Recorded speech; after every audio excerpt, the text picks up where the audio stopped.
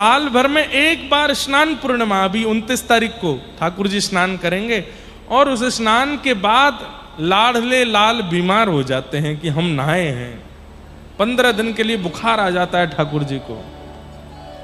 ये कथा तो है ही, लेकिन इसके पीछे दूसरी कथा क्या है। हमारे जगन्नाथपुरी के भगवान के परम भक्त हुए श्री माधवेंद्रपुरी, श्री माधवदास जी। माधवेंद्रपुरी दास अलग है, माधवदास अलग है। माधवदास, सब लोग इधर देखो, ध्यान से सुनो।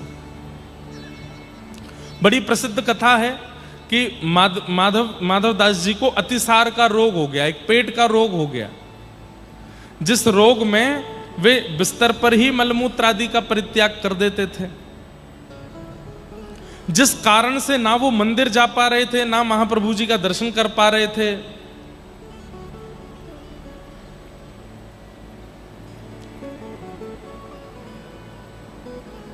बस पड़े पड़े पीड़ा में रो रहे हैं। तभी महाप्रभु जी ने विचार किया कि मैं चलता हूं, और महाप्रभु जी एक बालक का रूप धारण करके आए, जगन्नाथ भगवान, और श्री माधवदास जी की सेवा करने लगे।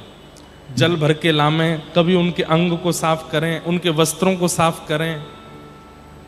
तो माधवदास जी के नेत्र खुले तो देखा कौन मेरी सेवा कर रहा है, तो देखे सांवरा सलोना बालक। आपने हाथ पकड़ा, माधवदास जी हैं, परम भक्त हैं, पहचान गए, बोले महाप्रभु जगन्नाथ। तो बालक हंसने लगा, बोले आप मेरी सेवा क्यों कर रहे हैं? राम राम राम राम, ये मेरे को, मैं इतनी अपवित्र अवस्था में हूं, मलमूत्र का त्याग कर, आप मुझे छू रहे हैं। मंदिर में आपकी इतनी व्यवस्थित सेवा होती है, इतनी पवित्रता का ध्यान रखा जाता है, और आप यहां आकर के मेरे तन को स्पर्श कर रहे हैं। ठाकुर जी बोले आप सब भक्त मेरी सेवा करते हैं, तो कभी कभी मैं भी आपके करता हूं, उसमें क्या बुराई है। माधवदास जी बोले सेवा क्यों कर रहे हैं? आप तो परमात्मा हो, चुटकी बजाइए, मेरे पेट के रोग को ठीक कर दीजिए। आप तो परमात्मा हैं, मेरे तन पर हाथ फेर दीजिए, मेरे को जितना रोग पीड़ा लगी है सब ठीक कर दीजिए, मेरी सेवा करने की क्या आवश्यकता है? तो ठाकुर जी कहते हैं नहीं माधव, ये तुम्हारे किसी जन्म के किसी कर्म का फल है कि तुम्हें ये पीड़ा हो रही है।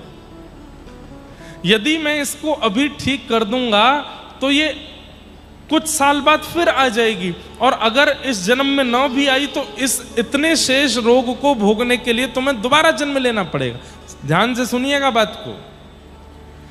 कई बार हम लोग अपने जीवन में आने वाली परिस्थिति, ठीक है परिस्थिति से लड़ना चाहिए, उससे जूझना चाहिए, लेकिन कई लोग टोना टोटका और जाने क्या क्या करके उससे भागने का प्रयास करते हैं, उस परिस्थिति से बचने का प्रयास करते हैं। तो वो परिस्थिति जाती नहीं है, शांत हो जाती है। या तो इसी जन्म में आएगी, नहीं तो इस जन्म में नहीं आई तो उसको भोगने के लिए एक और जन्म लेना पड़ेगा, भोगना तो पड़ेगा। तो माधव, तुम्हारे शरीर की जो ये पीड़ा है तुम्हारा कर्म फल है, कौन से जन्म का कौन सा कर्म फल है, ये तुम्हें भोगना पड़ेगा। इसको मैं ठीक कर दूंगा तो तुम्हें पुनर्जन्म लेना पड़ेगा इसको भोगने के लिए। दो ही तरीके हैं, अपने कर्म फल को समाप्त करने के दो ही तरीके हैं। क्या? पहला तरीका, इतना भजन किया, इतना जप किया, इतना तप किया, इतना ठाकुर जी का स्मरण किया कि करते करते करते करते स्थिति ऐसी बन जाती है कि फिर शरीर में आने वाले रोग अनुभव नहीं कराते। मैं कथाओं में कहा करता हूं कि भक्ति जो है वो एनेस्थीसिया का इंजेक्शन है। जैसे एनेस्थीसिया का इंजेक्शन लगने के बाद व्यक्ति सुन्न हो जाता है, ऐसे ही राम कृष्ण हरि जगन्नाथ नाम बोलने के बाद, राधा नाम रटने के बाद व्यक्ति सुन्न हो जाता है। फिर उसके साथ चाहे जो हो जाए वो प्रसन्न नहीं रहता है, उसको फर्क नहीं पड़ता। तो या तो एक तरीका है कि भगवान नाम में इतने आश्रित हो जाओ कि आपका शरीर सुन्न पड़ जाए। अब चाहे आपको शारीरिक पीड़ा हो, मानसिक पीड़ा हो, व्यवहारिक पीड़ा हो, अपयश की पीड़ा हो, आपको कुछ सहन नहीं होगा, आप प्रसन्न नहीं रहने वाले हो। या दूसरा तरीका क्या है महाप्रभु जगन्नाथ बोले तुम्हारी पीड़ा को हम अपने ऊपर ले लेते हैं। माधवदास जी बोले नहीं नहीं नहीं नहीं नहीं, मैं सह लूंगा नाथ, आप अपने ऊपर मत लो। लेकिन ठाकुर जी की लीला, ठाकुर जी ने माधवदास जी के उस रोग को ले लिया और 15 दिन के लिए बीमार हो गए। अब वैसे तो ठाकुर जी का ये 15 दिन का क्रम, इसके पीछे बहुत कथाएं और ये पूर्व से ही ठाकुर जी स्कंद पुराण में भी इसका वर्णन आता है कि ठाकुर जी स्नान करने के बाद बीमार हो जाए। आज महाप्रभु जगन्नाथ जी का जो स्वरूप है पीछे, कौन सा स्वरूप है ये? कौन सा है? कौन सा भेष? अवकाश भेष। इसमें ठाकुर जी स्नान करते हैं, दातुन करते हैं और वो पीछे अगर दिख रहे होंगे आपको तो आज ठाकुर जी के आगे दर्पण भी रखे हैं, दर्पण रखे हैं, पात्र रखे हैं। महाप्रभु जगन्नाथ जी कैसे स्नान करते हैं तो आपको पता ही होगा। ठाकुर जी के आगे शीशा रख दिया जाता है, शीशा में ठाकुर जी का प्रतिबिंब आ जाता है, पुजारी जी शीशा को ही नहा देते हैं, जय जगन्नाथ हो गए स्नान। आप लोग मत नहाना है ऐसे कभी, शीशा में देख करके सोचो लो। वैसे तो कटक उड़ीसा में इतनी गर्मी पड़ती है तो 3-3 बार नहाने का मन होता है, लेकिन पता नहीं ये क्यों नहीं नहाते। माधव जो माधवदास जी हैं उनके 15 दिन की पीड़ा और रह गई थी, ठाकुर जी ने उसको अपने ऊपर ले लिया और आज तक उस पीड़ा का निर्वहन ठाकुर जी कर रहे हैं।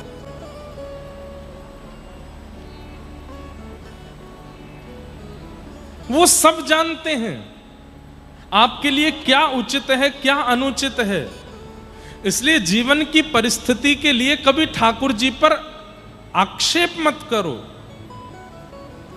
मुझे यहां से नीचे उतरते समय गिरना है तो शायद गिरने में ही मेरी भलाई है।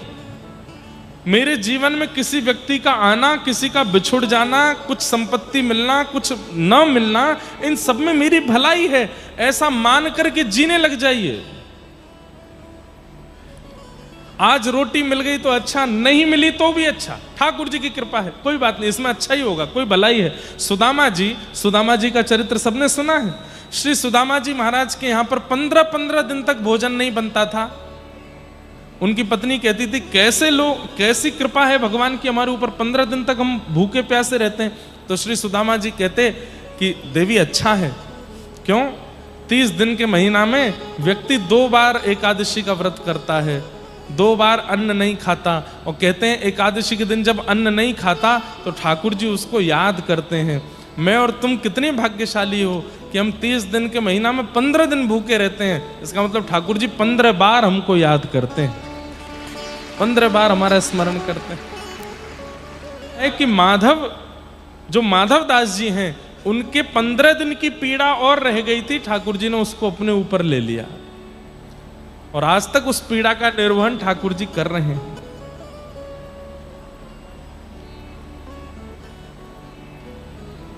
वो सब जानते हैं आपके लिए क्या उचित है, क्या अनुचित है। इसलिए जीवन की परिस्थिति के लिए कभी ठाकुर जी पर आक्षेप मत करो।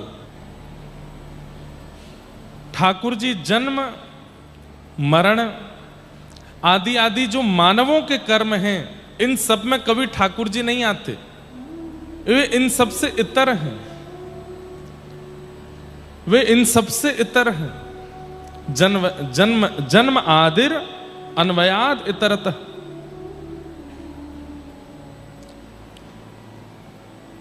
लेकिन कई लोग एक कथा सुनाते हैं जगन्नाथ जी को लेकर के कि भगवान श्री कृष्ण का लीला गमन के बाद में संस्कार कर दिया, उनका हृदय समुद्र में बहता बहता यहां आ गया, उसी को जगन्नाथ जी के अंदर लगा दिया गया। हमको अगर ये कोई प्रमाणित करके बता दे कि ये कहीं लिखा है, हमने तो आज तक कभी सुना नहीं और ना ये कथा कहीं है। भगवान गीता में कहते हैं कि मेरे शरीर को मरणासन समझने वाले, मेरे शरीर को मरण रूप जानने वाले, इंसानों की तरह 100 वर्ष पूरे होने पर या अमुक अमुक वर्ष पूर्ण होने पर मेरे शरीर का भी अंत होता है, ऐसी बुद्धि रखने वाला व्यक्ति तो अपवित्र है, उसको देखने वाले को भी कपड़े सहित स्नान करना चाहिए। ये कहां से ये कथा आ गई है कि भगवान का हृदय बहता हुआ आ गया? अरे पहली बात तो ये कहना ही गलत है कि उनकी चिता को अग्नि लगाई। कैसे कह सकते हैं हम इस बात को? ठाकुर जी अवतार लेते हैं और अंतर ध्यान हो जाते हैं, वो मातृ गर्भ से प्रकट होते हैं, लेकिन हमारी आपकी तरह मरणासन स्थिति में कभी नहीं जाते।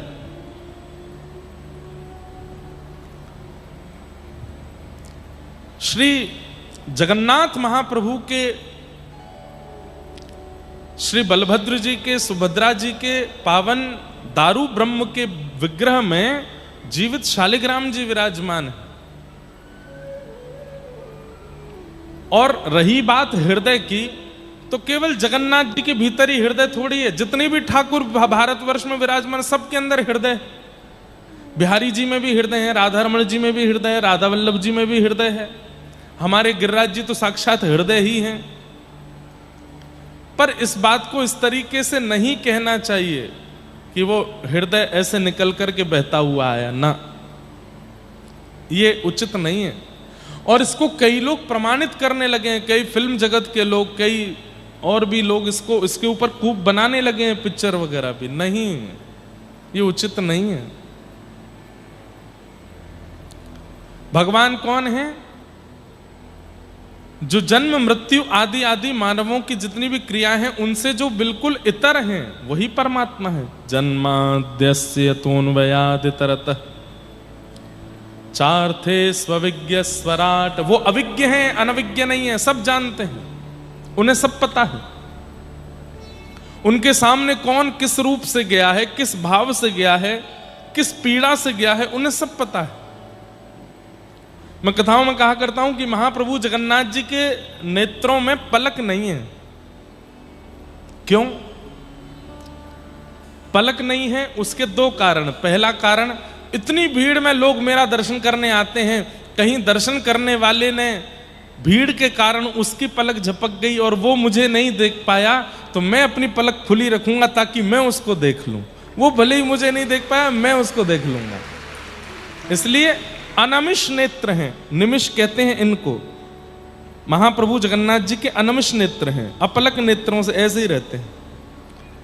और कोई बहुत भीड़ भाड़ में नहीं भी देख पाता तो कहते टेंशन नहीं, मैं देख रहा हूं ना। और एक बात बोलूं, पूरे विश्व में जितने भी मंदिर हैं वहां हम दर्शन करने जाते हैं, ठाकुर जी को हम देखने जाते हैं, पर महाप्रभु जगन्नाथ जी का ऐसा स्थान है जहां हम खुद को दिखाने जाते हैं, हम अपने आप को बताने जाते हैं, दिखाने जाते हैं। ठाकुर जी हमको देखते हैं, ठाकुर जी हमको देखते हैं। तो पहला कारण, ठाकुर जी के अनमिष नेत्र क्यों हैं? कहीं तुम देखने में चूक जाओ तो टेंशन नहीं लेना, मैं तुमको देख रहा हूं, मेरी दृष्टि तुम पर पड़ रही है।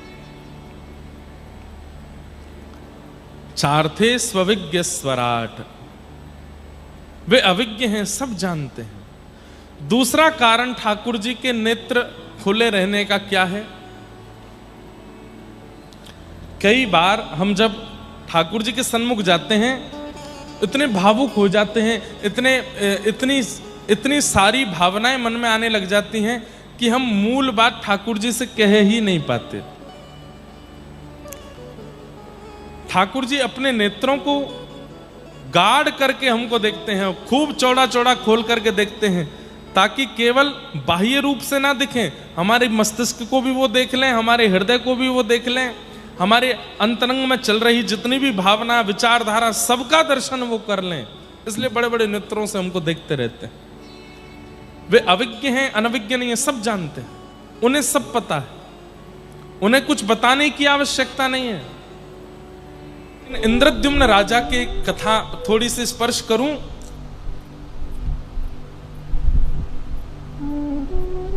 21 दिन के लिए कहा था, विश्वकर्मा जी एक वृद्ध का रूप धारण करके आए, क्योंकि इंद्रद्युम्न राजा को जो काष्ठ प्राप्त हुए थे, जिनसे महाप्रभु जी का रूप बनना था, उनसे कोई भी रूप प्रकट कर नहीं पा रहा था। बड़े बड़े मूर्तिकार आए, लेकिन सबकी छेनी हथौड़ा नष्ट हो जाते थे, लेकिन रूप प्रकट नहीं हो पाया। तब ऐसा कहते हैं कि विश्वकर्मा ही एक वृद्ध का रूप धारण करके आए और आकर के उन्होंने कहा मैं कुछ प्रयास करूं। तो इंद्रद्युम्न राजा ने कहा कि देख लीजिए सब प्रयास कर रहे हैं, आप भी करो। तो उन्होंने कहा कि 21 दिन तक हमको एकांत में रहना है, 21 दिन तक तुम झांक करके नहीं देखोगे। बोले जो आज्ञा। 21 दिन के लिए जब उन ब्रह्म दारू को लेकर के विश्वकर्मा जी एक एकांत कक्ष में गए और वहां जाकर के जब ठाकुर जी का स्वरूप निर्माण करने लगे तो गुंडीचा महारानी रोज सुनने जाती है छेनी हथौड़ा की आवाज और कहती हाँ ठीक है चल रहा है काम। 10 दिन 12 दिन 15 दिन जब हो गए, संभवतः 10-12 दिन ही निकले थे, गुंडीचा महारानी ने कान लगा करके सुना तो छेनी हथौड़े की आवाज नहीं। व्याकुल हो गई, बोले ये बाबा इतना वयोवृद्ध भीतर छेनी हथौड़ा लेके गया ठाकुर जी का रूप प्रकट करने के लिए, लेकिन कुछ खाया नहीं है पिया नहीं है, मुझे तो लगता कहीं पधार तो नहीं गए भीतर। इंद्रद्युम्न राजा ने कहा 21 दिन के लिए कहा है, 21 दिन तक खोल के नहीं देखना। लेकिन रानी नहीं मानी, बोले नहीं नहीं खोलिए खोलिए खोलिए, मुझे बहुत व्याकुलता लग रही है। और आपने जैसे ही द्वार खोले तो ना वहां छेनी थी, ना हथौड़ा था, ना कोई बनाने वाला वृद्ध था। महाप्रभु जगन्नाथ खड़े, बलभद्र जी खड़े हैं, सुभद्रा जी खड़ी हैं, सुदर्शन जी खड़े हैं। ये देख करके इंद्रद्युम्न पहले बहुत रोए, अनर्थ हो गया। क्यों? ठाकुर जी अधूरे रह गए, इनके हस्तकमल नहीं बन पाए, इनके चरण कमल नहीं बन पाए, इनका मुखमंडल अभी पूर्ण नहीं बन पाया, मेरे ठाकुर अधूरे रह गए। तो कहते हैं एक स्वर सुनाई दिया इंद्रद्युम्न राजा को, बोले अधूरे नहीं यही पूरे हैं, ये पूरे ठाकुर जी हैं। कैसे पूरे हो सकते हैं? इनके हाथ तो है नहीं, इनका मुख स्पष्ट तो है नहीं, इनके चरण स्पष्ट तो है नहीं। बोले अरे ये प्रेम विगलित ठाकुर जी हैं। श्री प्रिया जी ब्रजवासी, किशोरी जी, नंदरानी यशोदा, नंद बाबा, सब ब्रजवासियों की याद में ठाकुर जी के हाथ पैर पिघल गए हैं। प्रेम की 10 अवस्थाएं होती हैं बंधुओं। 9वीं अवस्था में जब प्रेमी आ जाता है तो अपनी प्रेमी की याद में उसका शरीर पिघलने लग जाता है। महाप्रभु जगन्नाथ, और कथा तो सबको पता ही होगी, द्वारिका में जब रुक्मणी आदि सब पटरानियां रोहिणी जी से कृष्ण लीला सुन रही हैं, सुभद्रा जी को द्वार पर बिठाया है, ध्यान रखना कि कृष्ण भीतर ना आवे। उसी समय कृष्ण लीला चलते चलते जब रास का प्रसंग आया तो स्वधर्मा सभा में बैठे हुए ठाकुर जी को स्वर आने लगा कान में, नहीं रोक पाए स्वयं को, चल करके आए। और तभी बीच में मंत्रमुग्ध सुभद्रा जी बैठी, इधर ठाकुर जी, इधर बलराम जी, और बैठे बैठे जब मथुरा गमन प्रसंग रोहिणी जी ने कहना शुरू किया तो ठाकुर जी के विरह में व्याकुल हो गए और सब ब्रजवासियों की याद में, किशोरी जी की याद में ठाकुर जी की भुजाएं खड़ी हो गईं। अरे मेरे ब्रजवासियों को कोई लेकर के मेरे हृदय से लगा दो, अरे मेरे ब्रजवासियों को कोई लेकर के आ जाओ। उस समय ठाकुर जी का श्री अंग पिघल गया। तब नारद जी प्रकट हुए और नारद जी ने भीतर चल रही कथा में जाकर के रोहिणी जी को शांत किया। बोले मैया कथा विश्राम करो, अनर्थ हो जाएगा। मैया बोली क्या हुआ? बोले ब्रज के विरह में ठाकुर जी पिघल गए। और बाहर आकर के देखा तो श्री द्वारिकाधीश बलभद्र जी, सुभद्रा जी ब्रज के विरह में प्रेम विगलित हो गए। द्वारिका के सब लोग रोने लगे। नारद जी कहने लगे नाथ अनर्थ हो गया। ठाकुर जी बोले नहीं, इस स्वरूप को संभाल के रखूंगा मैं। ये व्रजवासियों के प्रेम में विगलित मेरा स्वरूप है। कलिकाल में लोगों को प्रेम का अनुभव कराने के लिए मैं इसको पुनः प्रतिष्ठित करूंगा। कहां प्रतिष्ठित करेंगे? बोले ये अधूरा नहीं है, ये पूरा है, इसलिए पूरा स्वरूप पुरी में ही जाएगा जहां पूरे ठाकुर जी विराजमान है। इसीलिए वैसे तो वो सप्तपुरियों में है इसलिए उसका नाम पुरी है, लेकिन वहां पूरे ठाकुर जी इसलिए भी पुरी है। पूरा व्यक्ति कब माना जाता है? धनवान है पूरा नहीं है, यशवान है पूरा नहीं है, पत्नी बच्चे घर खानदान सब कुछ है पूरा नहीं है। पूरा कब? जब उसके चित्त में प्रेम है तब पूरा है। श्री ठाकुर जी पूरे हैं, प्रेम युक्त है, प्रेम से युक्त है, इसलिए पूरे हैं, इसलिए पूरी में है।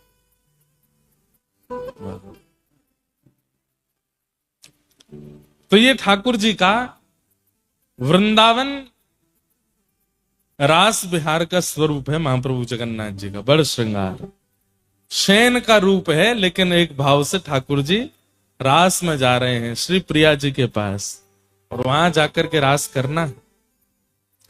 हमारे यहां व्रज का नियम है कि ठाकुर जी जब रात्रि में शयन कराओ तो उनका जितना भी श्रृंगार दिन भर उन्होंने धारण किया वो ठाकुर जी के तकिया के पास में ही रखना चाहिए। क्यों? हमको दिखाने के लिए ठाकुर जी थोड़ी देर सोएंगे, हम सब लोगों के सोने के बाद ठाकुर जी तुरंत उठ करके रास में जाएंगे।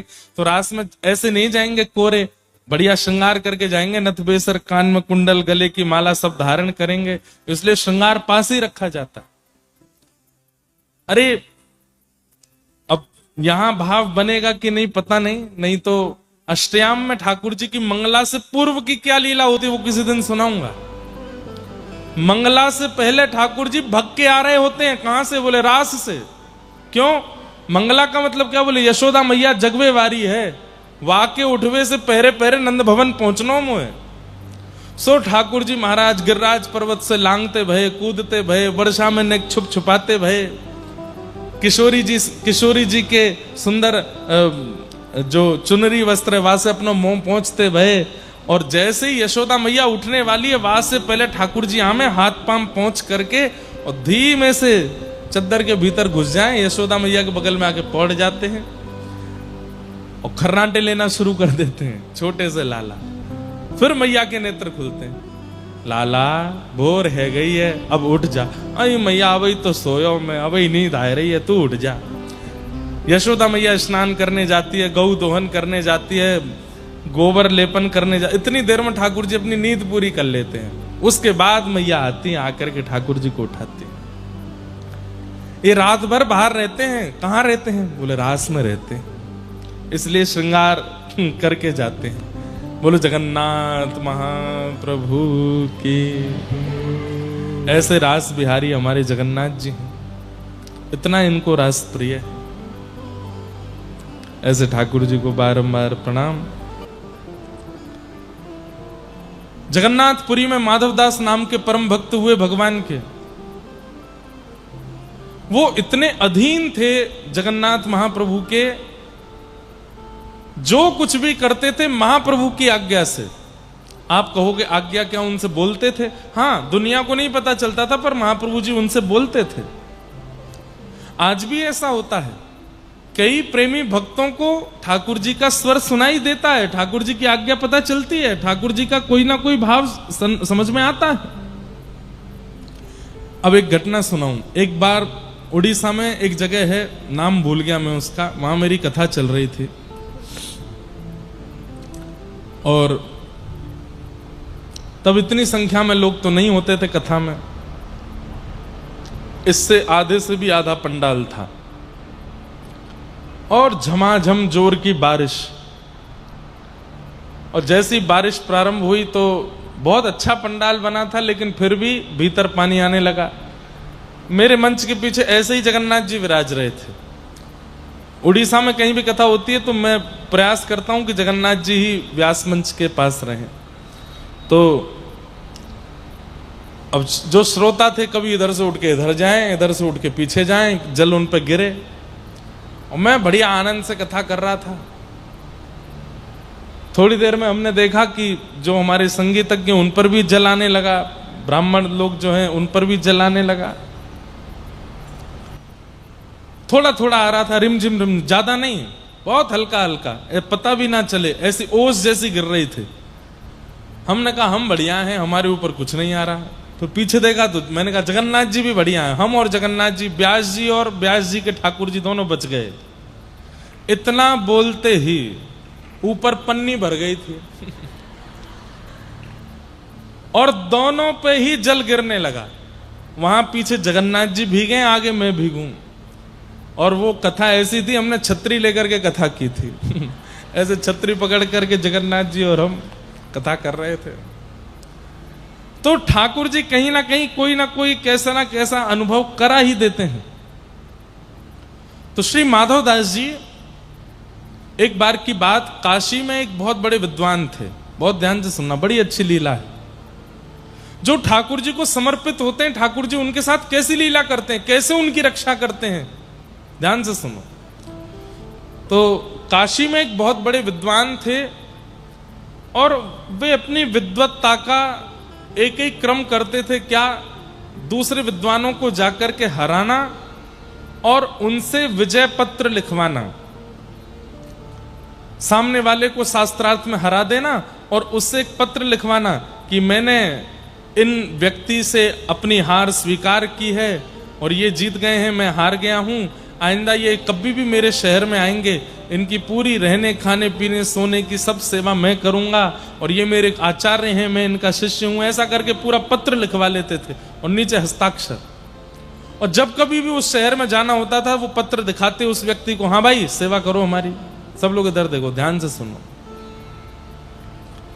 एक बार वो काशी में बहुत बड़ी विद्वत गोष्ठी हुई, तो उस विद्वत समाज के सामने उन्होंने अपने अनेक विजय पत्र दिखाए और कहा कि मुझे भारत का सबसे बड़ा विद्वान घोषित कर दिया जाए, क्योंकि मैंने इतने सारे विद्वानों को परास्त किया है। तब एक व्यक्ति खड़ा होकर के बोला, आपने माधवदास जी को हराया कि नहीं हराया? बोले ये कौन है? बोले वैसे तो ये उत्तर प्रदेश कन्नौज के निवासी हैं, पर कुछ वर्षों से जगन्नाथपुरी में महाप्रभु जगन्नाथ जी के पास रहते हैं, बहुत अच्छे विद्वान हैं। इन्हें अगर आप हरा दो और इनसे विजय पत्र यदि आप लिखवा लो, तो हम आपको भारत का सबसे बड़ा विजेता विद्वान घोषित कर देंगे। ध्यान से सुनिएगा। लेकिन भक्त का बंधुओं एक स्वरूप होता है कि वो विवाद से बचेगा।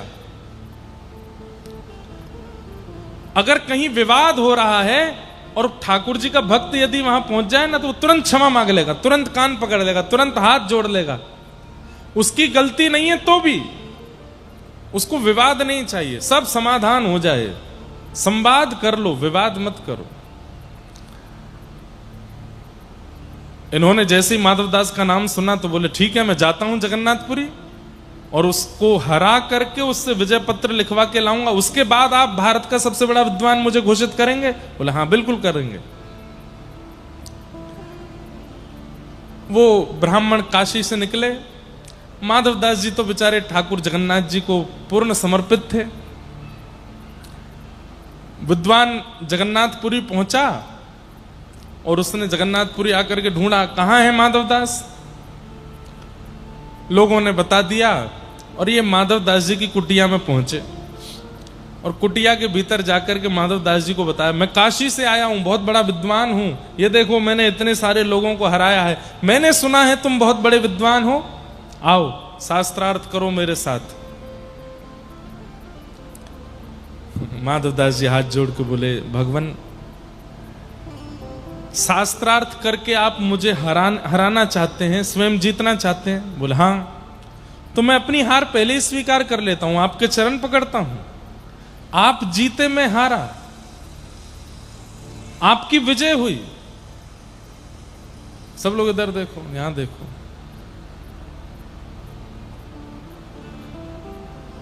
आपकी विजय हुई, मैं हार गया। माधवदास जी ने तुरंत कहा, मुझे बताइए क्या करना है? ये शास्त्रार्थ आदि रहने दीजिए, प्रेम से विराजिए, महाप्रसाद पाइए, ठाकुर जी का दर्शन कीजिए। मुझे हराने से अगर आपको कुछ मिले तो मैं अपनी हार स्वीकार करता हूं। ब्राह्मण बोले नहीं नहीं, शास्त्रार्थ करो। भगवान अब शास्त्रार्थ में समय व्यर्थ होगा, इतनी देर हम जगन्नाथ जी का दर्शन कर लेंगे ना, मैं हार स्वीकार करता हूं अपनी। बोले अच्छा, तो ये विजय पत्र लिखो। बोले हाँ मैं लिख देता हूं, क्या लिखना है? बोले तुम लिखो, ये अमुक नाम के ब्राह्मण काशी से आए थे, जगन्नाथपुरी में आकर के इन्होंने शास्त्रार्थ में मुझको हरा दिया है। और माधवदास जी लिख रहे हैं, आज के बाद ये जब भी जगन्नाथपुरी आएंगे, इनकी पूरी रहने खाने पीने की सेवा मैं करूंगा और ये मेरे आज से गुरु हैं, मैं इनका शिष्य हूं। काशी के समस्त विद्वानों से मेरी प्रार्थना है, कृपा करके इनको भारत का सबसे बड़ा विद्वान घोषित कर दिया जाए, माधव दास। माधव दास जी ने पूरा लिख दिया। लिख करके कहा भगवान हो गया? हाँ दो। पढ़ के देखा, वाह बहुत बढ़िया, लाओ महाप्रसाद पवाओ। महाप्रसाद पवाया, जगन्नाथ जी का दर्शन कराया। माधव दास जी ने प्रणाम किया, भगवान बड़ी कृपा, आते रहिएगा आप। बोले जी। अब ये विद्वान काशी के लौट करके काशी गए, विद्वानों की सब गोष्ठी बुलाई, बड़े बड़े विद्वान बुलाए। बोले किसने कहा था मुझे कि माधव दास को जाके हराना है? एक ने कहा मैंने कहा था। बोले लो विजय पत्र, हरा दिया माधव दास को। सारे विद्वान खड़े हो गए। पत्र खोला और जैसे ही पत्र पढ़ा उसमें क्या लिखा था, ये अमुक नाम के ब्राह्मण जो काशी से जगन्नाथपुरी आए थे, मुझ माधव दास से शास्त्रार्थ में बुरी तरह हारे हैं। मेरे एक शब्द का भी उत्तर ये दे नहीं पाए हैं। इनकी अत्यंत बुरी पराजय हुई है। आज मैं माधव दास से घोषित करता हूं कि आज के बाद ये मेरे शिष्य हैं, मैं इनका गुरु हूं, और काशी के समस्त विद्वानों से प्रार्थना करता हूं इनको भारत का विद्वान घोषित मत करना। माधव दास। सब हंसने लगे। ब्राह्मण बोला नहीं नहीं नहीं नहीं, दिखाओ मुझे। खोल करके देखा तो वही लिखा था। ये कैसे हो सकता है? अरे भाई उन्होंने मेरे सामने लिखा था, स्वयं लिखा था, वो हारे थे मुझसे। बोले अब तुम बात मत बनाओ, स्पष्ट लिखा है, तुमने अपने हाथ से पत्र हमको दिया है, उसी में लिखा है कि तुम हारे हो। ये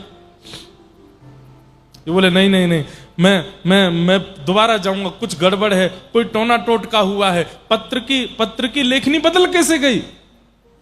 किसने बदली? ये बदलते हैं। अपने समर्पितों का कुछ भी कर सकते हैं ये, इसलिए पंगा नहीं लेना। किसी वैष्णव भक्त से पंगा मत लेना, क्योंकि ये जगन्नाथ हैं। नाथ का मतलब क्या होता है? रक्षक। अगर ये किसी को स्वीकार कर लेते हैं तो फिर उसका इंद्र भी बाल बांका नहीं कर सकता। वो ब्राह्मण पहुंच गया दोबारा काशी से जगन्नाथपुरी। माधव दास जी महाप्रभु जी के दर्शन के लिए जा रहे थे। ब्राह्मण ने तुरंत मार्ग रोका। ए माधव दास, कौन सा टोना टोटका सीखा? अरे गुरुजी आप आए हैं, प्रणाम। ये नाटक मत करो मेरे सामने। ये पत्र उल्टा कैसे हो गया? माधव दास जी बोले मैंने तो आपके सामने लिखा, आपने बैठ करके लिखवाया, जो शब्द आपके थे मैंने वही लिखा। बोले पढ़ो। माधव दास जी ने जब पढ़ा तो माधव दास जी को भी हंसी आ गई। ये मैंने तो नहीं लिखा। बोले हस्ताक्षर तुम्हारे हैं? बोले हाँ हस्ताक्षर तो मेरे हैं। अरे मेरी बड़ी बदनामी हो गई काशी में। बोले अब क्या करें ये बताओ।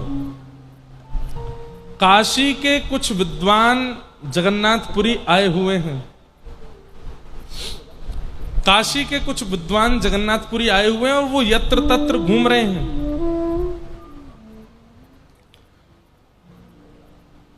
और अब की बार मैं अपनी विजेता ऐसे घोषित करूंगा कि हम दोनों के बीच में शास्त्रार्थ होगा, और जो हारेगा उसको मुंह पर कालीत पोत करके गधे पर बैठ करके घूम घूम के ढिंडोरा पीट करके बताना पड़ेगा कि मैं उनसे हारा हूं, ताकि उन काशी के विद्वानों को पता चले कि तुम मुझसे हार गए। तब मेरी फिर जो मेरी इज्जत खराब हुई है वो बचेगी। माधव दास जी बोले शास्त्रार्थ की आवश्यकता नहीं है, आप गधा ले आओ और कालीत भी ले आओ, मैं पोत करके गधा पे बैठ के पूरे नगर में ढिंडोरा पीट दूंगा कि आप जीत गए, मैं हार गया।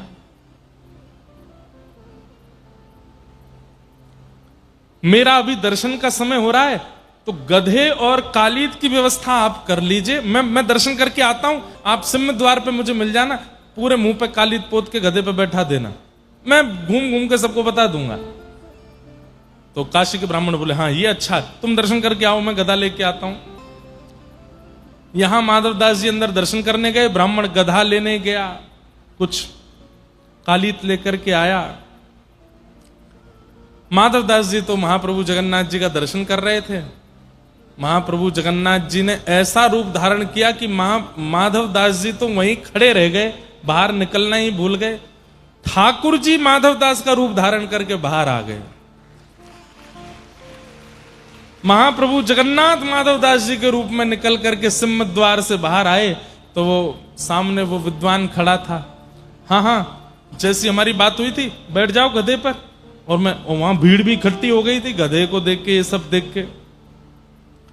माधव दास जी बोले गधे पर तो बैठ जाएगा, लेकिन वो बैठेगा जो हारेगा। अब शास्त्रार्थ करो।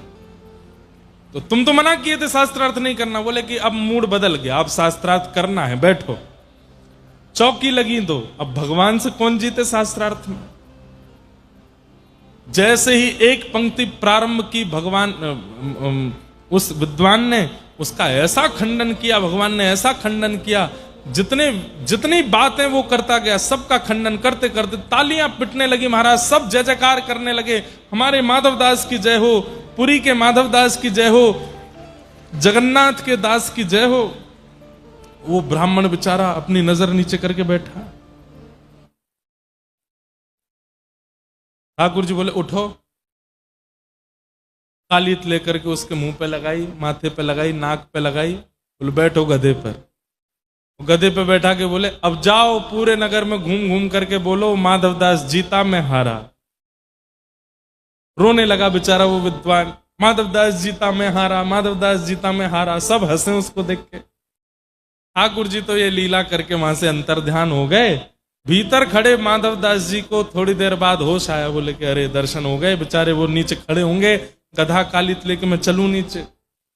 नीचे उतर करके आए तो क्या देखा, वो विद्वान खुद ही गधा पे बैठ के घूम रहा है, सबसे कह रहा है माधव दास जीते मैं हारा, माधव दास जीते मैं हारा। माधव दास जी दौड़ करके गए, जाकर के उस विद्वान का हाथ, अरे आप क्या कर रहे हैं, नीचे उतरिए, ये क्या कर रहे हैं आप, अरे ये शोभा नहीं देता। प्रणाम करने लगे, बार बार दंडवत करने लगे। आप ऐसा क्यों करने लगे, मैं थोड़ा विलंब हो गया, मानता हूं, प्रतीक्षा कर लेते। विद्वान उल्टा गिरे, बोले भैया तेरे हाथ जोड़ो, 2 बार कह दिया था तूने कि नहीं करूंगा शास्त्रार्थ, पर जब शास्त्रार्थ किया इतना अद्भुत। अरे तुम बोलते हो कि तुम्हारे मुख से साक्षात वेद प्रकट होते हैं। नहीं, मेरी हार ही अच्छी है, मैं हारा हुआ ही ठीक हूं। आज से तुम मेरे गुरु, मैं तुम्हारा शिष्य। माधव दास जी बोले क्या बात कर रहे हैं आप। बोले तुमने मुझे हरा दिया, मेरी आज आंखें खोल दी कि तुमसे बड़ा विद्वान कोई नहीं। बोले मैंने कब हराया, अरे वहां बैठ करके क्या अद्भुत तुम बोले जा रहे थे। माधव दास जी सुन करके सब समझ गए। पत्र की लेखनी बदल जाना और मेरे दर्शन के समय बाहर आकर के शास्त्रार्थ करने, ये सब कालिया ठाकुर ने किया है। ये सब महाप्रभु जगन्नाथ जी की कृपा है। आहा, भीतर जाकर के जगन्नाथ जी के सामने रोए माधव दास जी। नाथ, उस विद्वान की केवल एक ही तो उम्मीद थी कि उसको यश चाहिए, और वो यश देने के लिए मैं पूर्ण रूपेण तैयार था, क्यों नहीं देने दिया। बोले यश चाहिए तो दुनिया में बहुत जगह है, जाकर के यश ले ले। मेरे भक्त का अपमान करके यश लेने के लिए कोई आएगा, मैं कदापि सहन नहीं करूंगा। ऐसे हमारे महाप्रभु जगन्नाथ। तो इनके प्रति समर्पित हो जाओ, आपको पता नहीं चलेगा ये कैसे कैसे आपकी सब जगह से रक्षा कर लिया करेंगे। प्रेम युक्त भक्ति करनी पड़ेगी। अच्छा, एक बात मैं कहूं, उड़ीसा में जब जब मैं कथा करने आता हूं, अधिकतर मेरे पास एक ही प्रश्न आता है।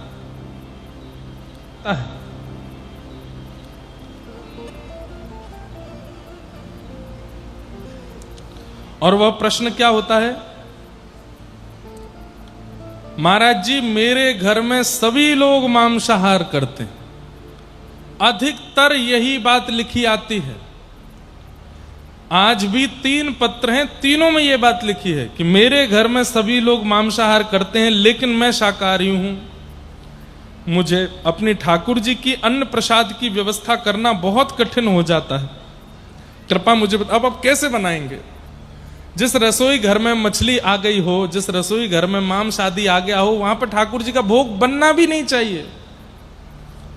ऐसी स्थिति में हम भैया यही निवेदन कर सकते हैं कि ठाकुर जी को फलाहारी रखो, फल का भोग लगाओ, और ठाकुर जी के साथ साथ आप भी एक समय तो फलाहारी करो। और घर वाले वो भी नहीं करने देते तो फिर क्या बताएं। छुप छुप के ही फलाहार करो, नहीं खाओ एक समय। हमारे ठाकुर जी नहीं पाते तो हम कैसे पाएं? और इस फलाहार व्रत का एक ही प्रण लीजिए कि हमारे घर के समस्त लोगों की बुद्धि सुधरे और वे मांसाहार का त्याग करें। कल मेरे पास में कोई एक भैया आए और उन्होंने भी आकर के मुझे समझाया, बोले महाराज जी हम यहाँ भुवनेश्वर, कटक आदि सब जगह युवाओं को देखते हैं, युवा कथा में भी आते हैं, युवा कथा में आकर बैठते भी हैं, 7 दिन पूरी कथा भी सुनते हैं, लेकिन वापस लौट करके जाते हैं, आहार को नहीं बदलते हैं। सब खाएंगे, सब पिएंगे, कथा भी सुनेंगे, सब खाएंगे, सब पिएंगे, जगन्नाथपुरी भी जाएंगे, सब खाएंगे, सब पिएंगे, रथ यात्रा में भी जाएंगे, उसका कोई लाभ नहीं है। ये तो ऐसे ही मानो कि आप शुगर की दवाई खाते हो लेकिन सुबह उठते ही जलेबी भी खाते हो। दवाई का क्या औचित्य है? कोई फर्क नहीं पड़ने वाला। अरे एक बात मेरी बहुत ध्यान से सुन लीजिए, जितने लोग इस पंडाल में बैठे हैं, आप लोगों से मैं कह सकता हूं, बाहर के लोगों की जिम्मेवारी मेरी नहीं है। विवाह के बाद पति अपनी पत्नी के लिए बदलना शुरू कर देता है, पत्नी अपने पति के लिए बदलना शुरू कर दे। ब्याह से पहले ऐसे नहीं थे वे, लेकिन एक दूसरे के साथ रहने के लिए थोड़ा बदलाव करते हैं। पत्नी को जो नहीं अच्छा लगता पति वो नहीं करता, हो जाते हैं तो बच्चों को बेचारे उनको सुलाते रहते हैं, वो रोते रहते हैं, अपनी नींदें उड़ा देते हैं उन बालकों के लिए। ब्याह के बाद पति पत्नी के लिए, संतान हो जाने के बाद फिर करके माता पिता को पूछना बंद कर देते हैं, तब उनके द्वारा होने वाली पीड़ा में भी उम्मीद ना रखने का त्याग, सब जगह त्याग किया जाता है। लेकिन महाप्रभु जगन्नाथ जी के होने के बाद हम मांस नहीं छोड़ सकते उनके लिए, सबके लिए त्याग कर देते हैं, एक दूसरे के लिए इतना बड़ा सब कुछ छोड़ देते हैं। क्या परमात्मा के लिए हम किसी जीव को खाना नहीं छोड़ सकते? इतनी बड़ी बात है। अरे मर जाएंगे क्या कि अगर हम जीव नहीं खाएंगे तो? अरे ये दुनिया में सामग्री कम है क्या खाने की?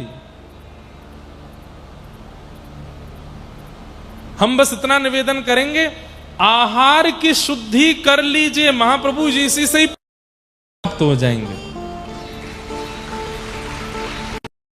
जैसा खाओ अन्न वैसा होवे मन, जैसा होवे मन वैसे होवे विचार, जैसे होवे विचार वैसी होवे क्रिया, जैसी होवे क्रिया वैसी होवे गति। सब आहार पर निर्भर है। कई बार हमें लगता है कि आहार गलत खाने वाले व्यक्ति का व्यवहार तो अच्छा ही है, नहीं, एकांत में उसके मन में क्या विचार विकार चल रहे हैं हम नहीं जानते। इसलिए आहार को शुद्ध करना पहले प्रारंभ कीजिए। आहार शुद्धौ सत्व शुद्धि, सत्व शुद्धौ ध्रुवा स्मृति। आहार की शुद्धि बहुत आवश्यक है। और आहार की शुद्धि, आहार तो उसको बोला जाता है दाल चावल रोटी सब्जी, इनको आहार कहा जाता है। मांस तो आहार है ही नहीं है, हम लोगों का आहार नहीं है वो। केवल लूली बाई को सुख देने के लिए खाते हैं लोग। किसको? जोर से बोलो, किसको? लूली बाई। जानते हैं कौन है? हमारे शरीर का सबसे खतरनाक अंग लूली बाई। एक भी हड्डी नहीं है इसमें, लेकिन आपकी सारी हड्डी तोड़वाने की सामर्थ्य है इसमें। एक भी हड्डी नहीं है इसमें, लेकिन आपके समग्र हड्डियों को, आपके समग्र शरीर को, मन बुद्धि को, आपके जीवन को नरक बनाने का, स्वर्ग बनाने का, दोनों का काम इसके पास है। ये चाहे तो आपको फकीर बना दे, ये चाहे तो आपको संत बना दे, चाहे तो आपको मीरा बना दे, चाहे तो सूरदास सालबेग बना दे, और ये चाहे तो आपको रावण कुंभकर्ण कंस बना दे। इसके चाहने से सब हो जाता है। जब इसका आभूषण आहार ही पवित्र नहीं होगा तो व्यक्ति पवित्र कैसे बनेगा? ये तन भगवान का मंदिर है, इसको कब्रिस्तान मत बनाओ मुर्दों को खा करके। इसमें अभक्ष भक्ष सेवन करके इसको अपवित्र मत कीजिए। मैंने कुछ गलत कहा? मांस खाने वाले लोग मुर्दा ही तो खा रहे हैं, मरे हुए कोई तो खाते हैं। और मुर्दे जहां दफनाए जाएं उसको कब्रिस्तान ही कहा जाता है। देह देवालय है। कहते हैं भगवान स्वयं कृष्ण कहते हैं ईश्वरः सर्वभूतानां हृदय से अर्जुन उत्तिष्ठति। हे अर्जुन, मैं सबके हृदय में निवास करता हूं। जब पता है कि हृदय में ठाकुर जी निवास करते हैं, मंदिर में कभी मांस नहीं लेके जाता कोई, मंदिर में कभी कोई अशुद्ध वस्तुओं का प्रवेश नहीं कराता, तो फिर हम इस देह में क्यों कराते हैं? इसलिए मेरी उड़ीसा के वैष्णवों से, यहां पंडाल में बैठे सब युवाओं से, और जो कोई भी मेरी बात सुनकर के थोड़ा भी महाप्रभु जगन्नाथ जी की कृपा का अनुभव करना चाहते हैं, आप मांस आहार त्याग दीजिए, उसका तुरंत त्याग कर दीजिए। मांस का त्याग कर दीजिए, मदिरा का त्याग कर दीजिए, अरे जो भी तामसिक वस्तु है उसका त्याग कर दीजिए। ठाकुर जी के लिए इतना नहीं कर सकते? आप ठाकुर जी के लिए इतना करके देखो, फिर देखना ठाकुर जी आपके लिए क्या करेंगे। है, मैं इससे ज्यादा व्यवस्था कर नहीं पाऊंगा, मेरी रसोई तो है लेकिन आपके लायक नहीं। कृपा करके अब आप महाप्रभु जगन्नाथ जी के मंदिर में भोग नहीं लगा पाऊंगा, पर प्रयास करूंगा कि रसोई आपके नहीं। इसलिए थोड़ा सा इसका ध्यान रखिए, आहार शुद्ध करो।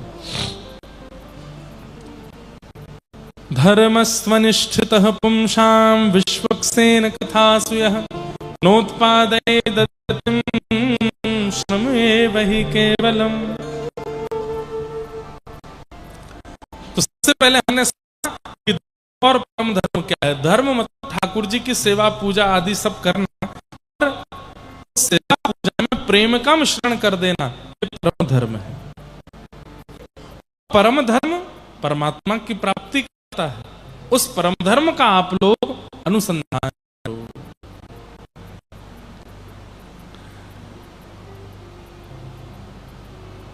भगवान की कथा सुनने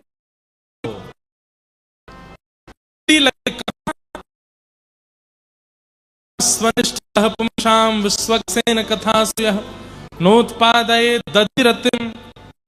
ठाकुर की कथा सुनने में रत्ती लगाओ। ये कथा ही है जो हमारे मन को, चित्त को, बुद्धि को पवित्र कर सकती है, भगवत प्राप्ति में योग्य बना सकती है। जो जीवन की थाक को मिटावे उसी को कथा कहते हैं। जो जीवन की कई परिस्थितियों को, अब आप लोग तो सब समूह में बैठे हैं, हमसे पूछिए कितने बालक मिलते हैं, कितने लोग मिलते हैं, अपना जीवन पूरा परिवर्तित कर चुके, ना जाने कौन सी बात, कौन सी वाणी, कौन विषय उनको छू जाता है और सब छोड़ करके भगवत अनुरागी हो जाते हैं। कथा में बड़ी सामर्थ्य है, इसलिए मन लगा करके नित्य कथा सुना कीजिए। इस प्रकार सूत जी महाराज अनेक ज्ञान उपदेश करते हुए भगवान के 24 अवतारों का वर्णन करते हैं। भागवत जी की रचना क्यों हुई इस कथा को सुनाते हैं। वेदव्यास जी महाराज ने मानव कल्याण के लिए 18 उपपुराण, 18 महापुराणों की रचना की।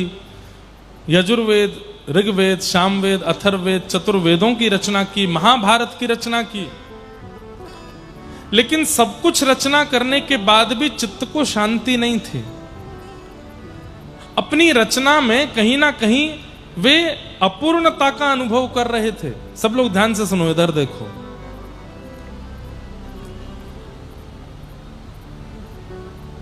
व्यक्ति को पता चल जाता है कि मैंने जो क्रिया की है वो उचित है कि नहीं।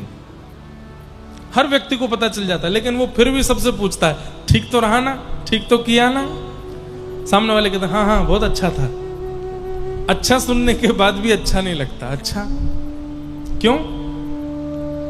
हर व्यक्ति को पता होता है कि मैंने जो क्रिया की, मैंने जो बात बोली, मैंने जो काम किया, मैंने जो कुछ भी मेरे द्वारा हुआ वो उचित था कि नहीं, हर व्यक्ति को पता चल जाता है। पाप करने वाले व्यक्ति को अंदर से आवाज आने लगती है गलत किया। घर में कभी तेज आवाज में किसी से बात कर लेते हैं, माता पिता को उत्तर दे दिया बच्चों ने, तब तो गुस्से में दीवार विवार पटक करके चले जाते हैं, लेकिन बाद में उनको रिग्रेट होता है। उसी समय से मन से आवाज आने लगती है, गलत किया, हमारी माँ है, हमने ऐसे क्यों बोला, उनसे नहीं बोलना चाहिए था। सबको बोध होता है, लेकिन एक इतना भयंकर राक्षस हमारे अंदर है, ईगो, वो तुरंत आगे आ जाता है। कुछ गलत नहीं किया, भले ही गलत किया हो, फिर भी तू क्षमा नहीं मांगेगा। वो और बिगड़ने देता है, और बिगड़ने देता है, उस चीज को और बिगड़ने देता है।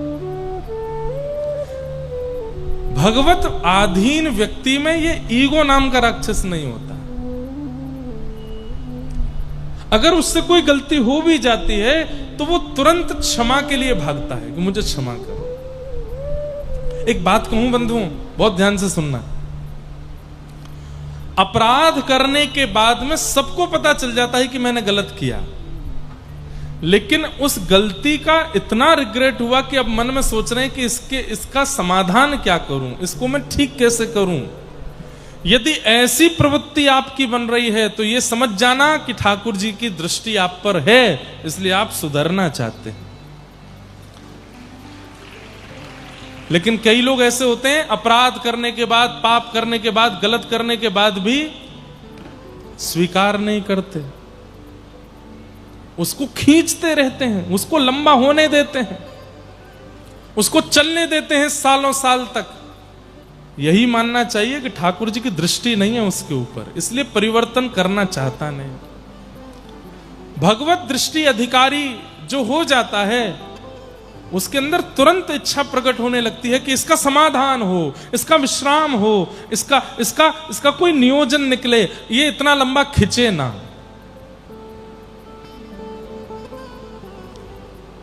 इसलिए ये ईगो जो है,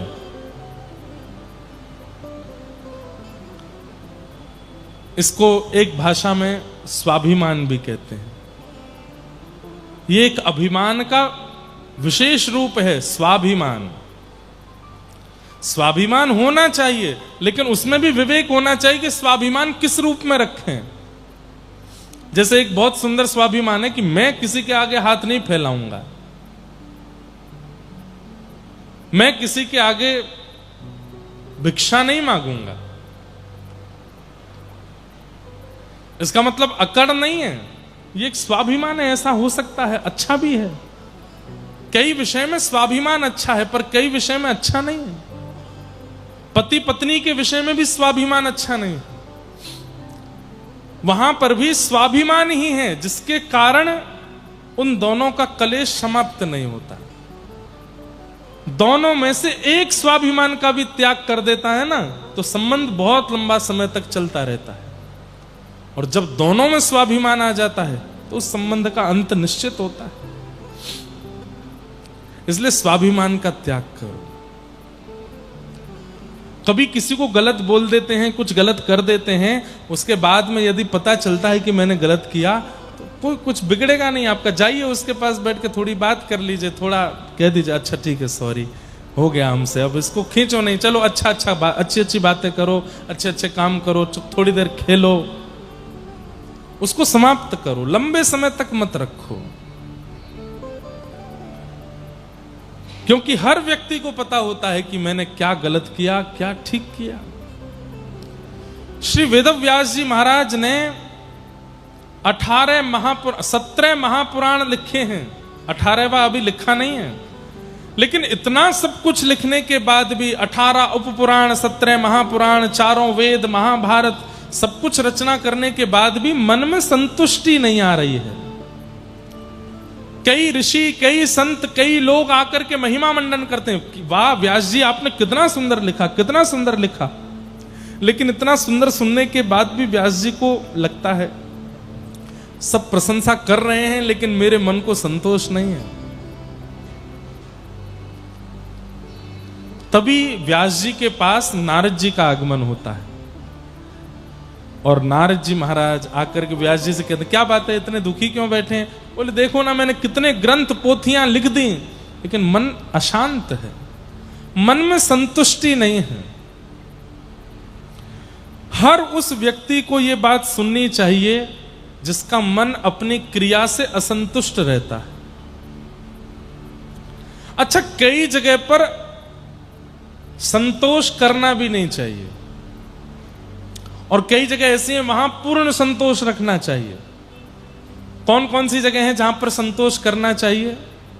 सबसे पहला, भोजन में संतोष करो। जैसा बना है ठीक है, भोजन के लिए नहीं खाना है, जीने के लिए भोजन करना है। कई लोग भोजन के लिए जीते हैं और कई लोग जीने के लिए भोजन करते हैं। कौन सा अच्छा है, जीने के लिए खाना कि खाने के लिए जीना?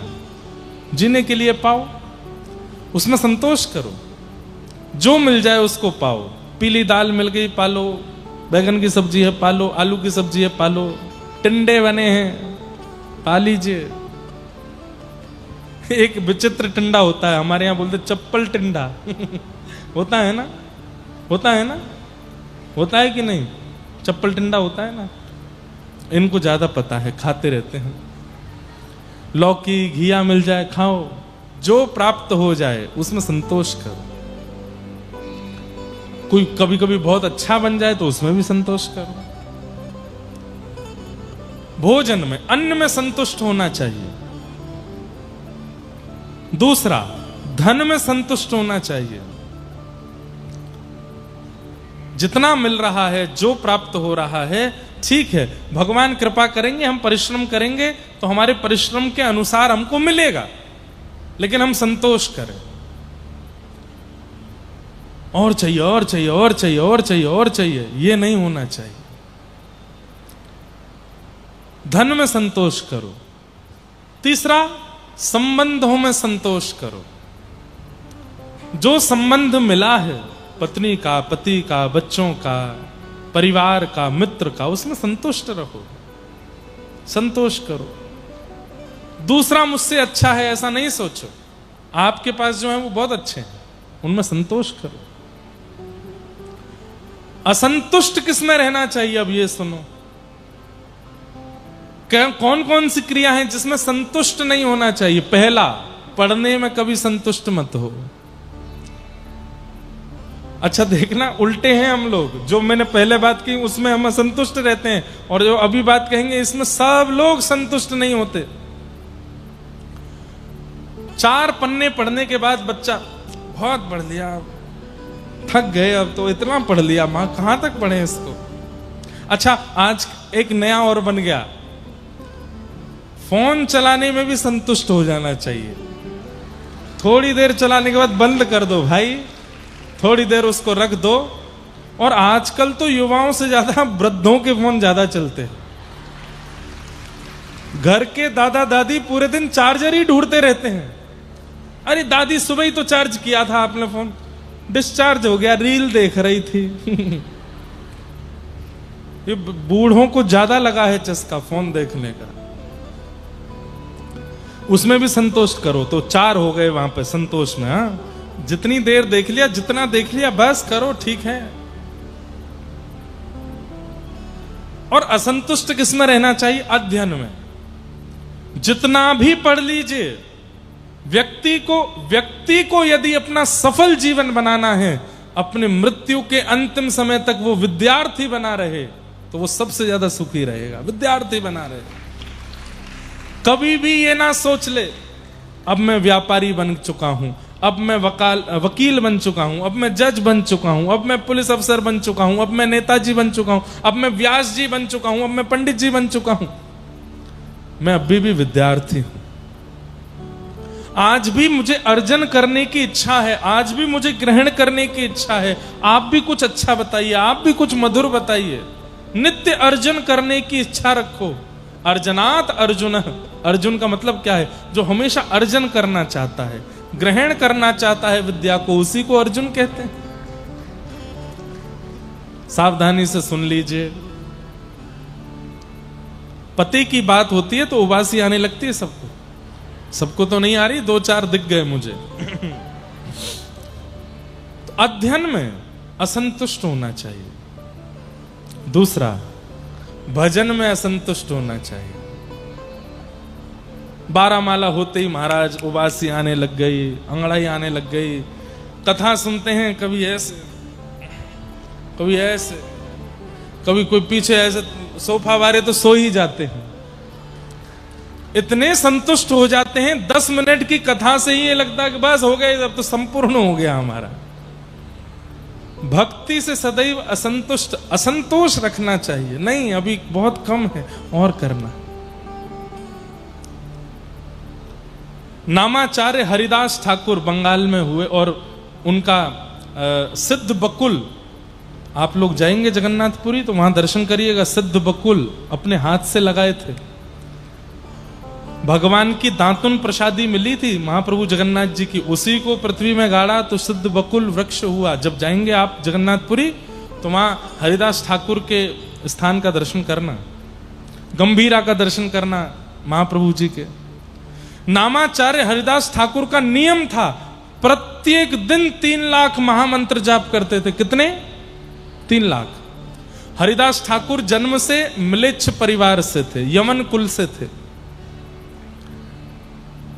तो यवनों को यह बात अच्छी नहीं लगी कि हमारे कुल खानदान का बालक और ये हिंदुओं के देवता का भजन करने लगा। बहुत प्रयास किए, कोड़े मारे, जाने क्या क्या किया उनके साथ, लेकिन उन्होंने नाम नहीं छोड़ा। तब एक प्रयास किया, एक नगर वैश्या को उनको अपमानित करने के लिए और उनका अपयश करने के लिए एक नगर वैश्या को बुलाया कि तुम इनके कुटिया के भीतर जाओ और इनसे चिकनी चुपड़ी बातें करो और बस इनका मन जीत लेना और फिर जोर से हल्ला कर देना, हम पूरे गांव को लेकर के आएंगे। सब जब देखेंगे कि कोई नाम वाम नहीं, कोई भजन वजन नहीं है, सब इनको जब तुम्हारे साथ देख लेंगे तो इनका अपयश हो जाएगा और उस अपयश से हमारा भला होगा, गांव के लोग ही मिलकर इनको मार देंगे। नामाचार्य हरिदास ठाकुर बैठे हैं, नाम जप कर रहे थे, तभी वो वैश्या आकर के भीतर बैठ गई। उसके रूप रंग चाल ढाल को देख के हरिदास ठाकुर समझ गए कि किस भाव से आई है, कौन है। आपने इशारा करके कहा बैठो। नामाचार्य हरिदास ठाकुर नाम जप रहे हैं, करते करते करते करते वो वैश्या, अरे अब छोड़ भी दीजिए, कब से आप नाम जप कर रहे हैं, थोड़ा मुझसे बातें कर लीजिए, मैं आपसे मिलने आई हूं। हरिदास ठाकुर बोले, देवी तुम्हारी मन की जितनी इच्छाएं हैं सब पूरी करूंगा मैं, लेकिन मेरा नियम है, मैं अपना नाम जब पूरा कर लूं उसके बाद बात करूंगा। संतुष्ट नहीं हो रहे हैं अपने नाम से। अच्छा हाँ हाँ ठीक है, आप अपना नाम कर लो, मैं बैठी हूं प्रतीक्षा करती हूं। प्रतीक्षा करते करते करते करते करते आधी रात निकल गई। वैश्या उठ करके कहे, अभी और कितना है, अभी चल रहा है, चल रहा है। सुबह पक्षी चहकने लगे, भोर हो गई, सूर्योदय हो गया और बाहर सब लोग खड़े थे, वो हल्ला करेगी तो हम भीतर जाएंगे। वैश्या बोली, और कितनी समय लगेगा आपको? बोले, देवी मेरा तो 3 लाख नाम जप का नियम है ना, तो सुबह ब्रह्म मुहूर्त में शुरू होता है और अगले दिन के ब्रह्म मुहूर्त में 3 लाख पूरे होते हैं और अगले ही क्षण 3 लाख दोबारा शुरू हो जाते हैं। तुम अभी थोड़ी देर के लिए जब सोई थी तभी मेरे नाम पूरे हुए, मैंने तुम्हारी ओर देखा तो तुम सो गई थी, तो मैंने अगली 3 लाख की नाम जपमाला शुरू कर दी, अब ये 3 लाख पूरे होंगे तब बात करूंगा। वैश्या सोचने लगी, अजीब आदमी है, मेरा रूप मेरा सौंदर्य कोई देख ले वो स्थिर नहीं बैठ सकता, और मैं इसके सामने बैठी हूं और ये अभी भी क्या लकड़ी घिस रहा है या नाम जप कर रहा है, ऐसा क्या है इस नाम में? मैं संध्या में आऊंगी तब तक नाम हो जाएगा। बोला, हाँ समय से आ जाना, जैसे ही मेरा 3 लाख नाम पूरा हो तुरंत आ जाना, तभी मैं तुमसे बात करूंगा। अब कितने बजे होगा? बोले, ये कैसे बताऊं, तो कभी भी हो सकता है। ठीक है, मैं थोड़ी देर आराम करके फिर से आती हूँ। वैश्या सोची कि अभी और बढ़िया श्रृंगार करके जाऊंगी, ऐसे चटक मटक बातें करूंगी, छोड़ देगा नाम को। थोड़ी देर बाद आराम करके थोड़े घंटों बाद और श्रृंगार करके जब गई, जा करके बैठ गई, आज बात कीजिए ना मुझसे। बोले देवी बस नाम चल रहा है। कितना रह गया है? बोले 1 लाख और रह गया है। 1.5-2 घंटे, 3 घंटे, 4 घंटे लगेंगे। बैठो। करते करते करते करते करते करते करते फिर रात हो गई। वैश्या को फिर नींद आ गई। थोड़ी देर बाद आंख खुली। हो गए? बोले हो गए थे, तुम सो गई थी। तो तीसरे शुरू हो गए। वो वैश्या बोली ऐसा क्या है इस नाम में? ऐसा क्या है इस नाम में जिसको आप छोड़ते नहीं हैं? ऐसा क्या रस मिल रहा है, या ऐसा क्या आपको प्रेम मिल रहा है, ऐसा क्या भाव मिल रहा है? और बंधुओं, भक्ति यहीं से प्रारंभ होती है। ये भक्ति का प्रारंभ है कि हमारे मन में ये इच्छा प्रकट हो गई, ऐसा क्या है जगन्नाथ जी में, ऐसा क्या है महाप्रसाद में, ऐसा क्या है कथा में, ऐसा क्या है इनके नाम में जो इतने लोग दीवाने। यहीं से प्रारंभ होती है भक्ति। और वो वैश्या यही सोचते हुए जा रही है। बाहर लोगों ने कहा तूने फिर हल्ला नहीं किया? बोले अरे उसका नाम ही नहीं पूरा होता, वो नाम ही करता रहता है। आज नींद नहीं आई और मन में सोचने लगी, मैं संतुष्ट करने के और संतुष्ट होने के सारे तरीके जानती हूं, लेकिन मैंने इतना संतुष्ट व्यक्ति नहीं देखा। सोता नहीं है, खाता नहीं है, केवल नाम करता रहता, तो नाम से संतुष्ट हो रहा है। ऐसा क्या है इस नाम में? आज जब पूरी रात यही सोचती रही तो अगले दिन कोई श्रृंगार करके नहीं गई है, नेत्रों में आंसू भर के ले गई है। मैंने आज तक अपने रूप से, यौवन से, तन से सबका घर बिगाड़ा है। मैंने सबका जीवन बर्बाद किया है, लेकिन आज मुझे पता चला मैंने सबका जीवन बर्बाद नहीं किया, मैंने अपना जीवन बर्बाद किया है। आज नामाचार हरिदास ठाकुर के पास जाकर के कहती है, ये नाम मुझे सुना दीजिए। जैसी लगन आपकी लगी हुई है, जैसा प्रेम आपका नाम में होगा, वैसा मेरा भी कर दीजिए। तब हरिदास ठाकुर, अच्छा जितनी देर वो वैश्या बैठी रहती थी ना, हरिदास ठाकुर क्या करते थे? प्रत्येक नाम के बाद नाम भगवान से प्रार्थना करते थे, हे नाम भगवान इस पर कृपा करो, इस पर कृपा करो, इस पर कृपा करो, इसकी मति को शुद्ध करो, इसके विचारों को पवित्र करो। तभी मैंने अभी थोड़ी देर पहले कहा ना कि जब व्यक्ति को अपनी गलतियों का बोध होने लग जाए, अपने व्यवहार को सुधारने की इच्छा प्रकट हो जाए, तो समझ जाना या तो आचार्य या फिर ठाकुर किसी ने तो देखा है आपको, तभी बदल रहे हो। अपने आप नहीं बदल सकता कोई। माता पिता पीछे पड़े रहते हैं बच्चों के, भजन किया कर, थोड़ा मंदिर जाया कर, कथाएं सुना कर, नहीं सुनेगा वो आपके कहने से। जब आचार्य की या ठाकुर की उस पर दृष्टि पड़ेगी, उसी दिन सुनेगा वो। सौभाग्यशाली हैं जितने लोग यहां बैठे हैं, सब पर दृष्टि पड़ी है, इसलिए सुन रहे हो, इसीलिए बैठे हो। कल हमारे जो यजमान जी वो कह रहे थे, महाराज जी एक व्यक्ति भी उठ के नहीं जाता। मैंने कहा यही कृपा है कि उठ के नहीं जा रहे हैं। प्यास लगती तो भी नहीं जा रहे, किसी को वॉशरूम जाना तो भी नहीं जा रहे। मैंने कहा इतनी तटस्थता कथा के प्रति तभी बनती है जब महाप्रभु जी दृष्टि भर के देख लेते। व्यक्ति कहां इतनी देर रुक सकता है? कैसे रुक पाओगे आप लोग? नहीं रुक सकते।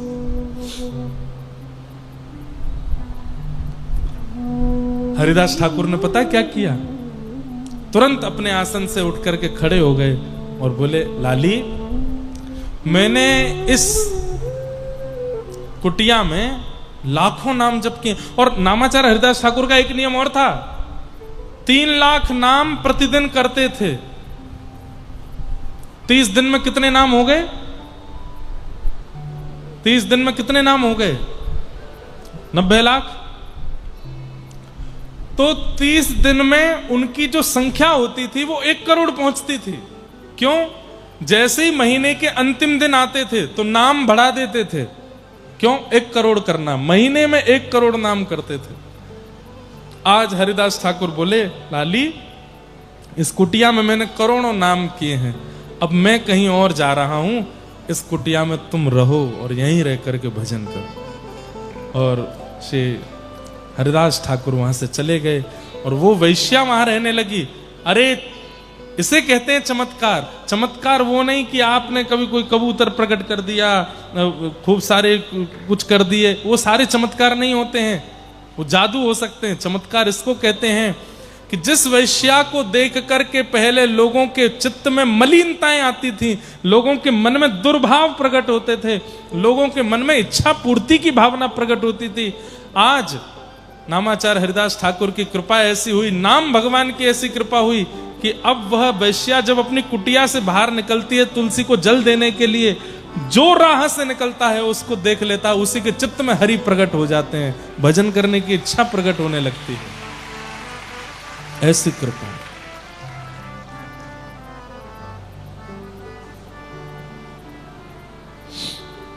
ऐसी हरि कृपा हुई।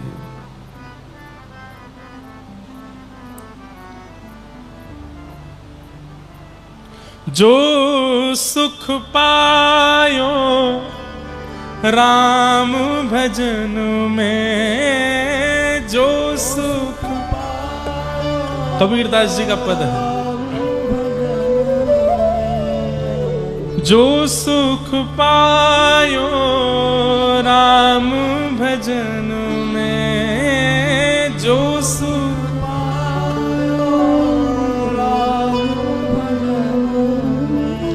सो सुख नाही अमीरी में, सो सुख नाही अमीरी में, मन लाग्यो मेरो यार फकीरी में, मन लाग्यो मेरो गोस्वामी तुलसीदास जी कहते हैं, जो मोहे राम लागते मीठे, तो नव रस सठ रस रस अनरस है जाते सब सीठे। अभी ठाकुर जी मीठे लगे नहीं है, इसलिए छेना पोड़ा अच्छा लग रहा है, इसलिए गुलाब जामुन बढ़िया लग रहा है, इसलिए रसगुल्ला अच्छा लग रहा है, इसलिए दुनिया भर के व्यंजन बढ़िया लग रहे हैं, दुनिया भर की विषय अच्छे लग रहे हैं, दुनिया भर के लोगों की बातें अच्छी लग रही हैं। जिस दिन ये मीठे लग गए, बाकी सब अनरस लगेगा, किसी में रस है ही नहीं, ऐसी स्थिति हो जाएगी।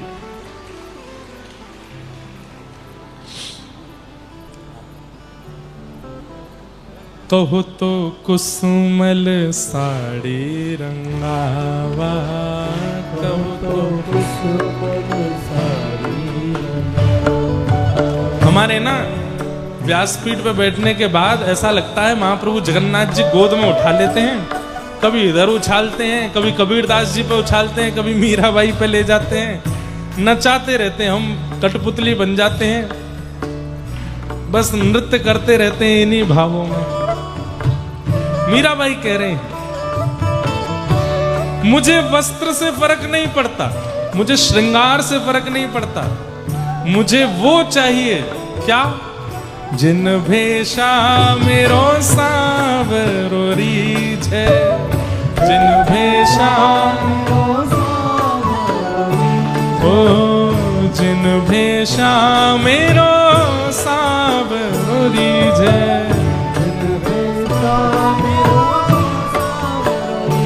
मैं सो ही भेष धरूंगी हो, मैं तो देखो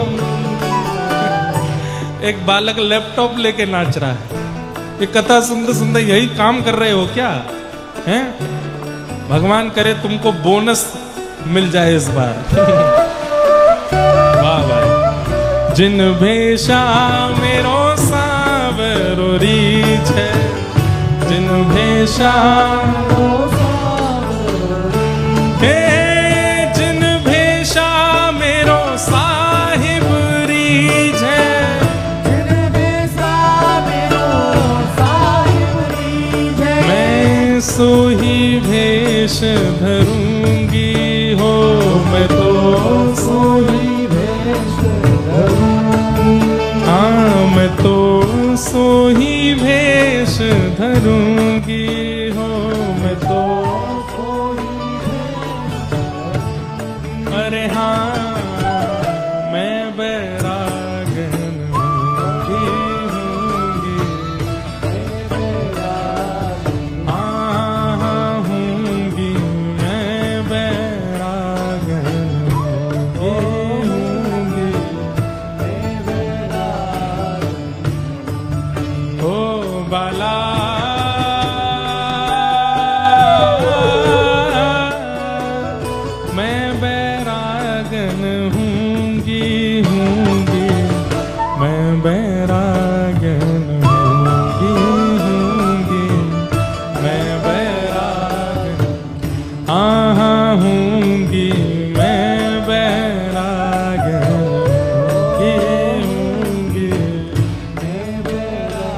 श्री जगन्नाथ महाप्रभु की।